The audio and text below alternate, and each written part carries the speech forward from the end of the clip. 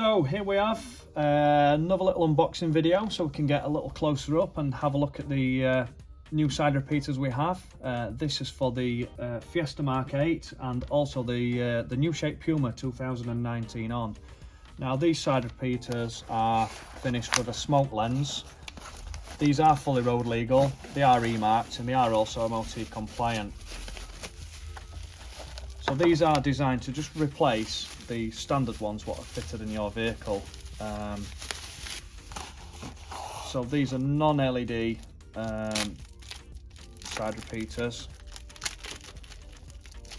which have a real nice tinted smoke plastic.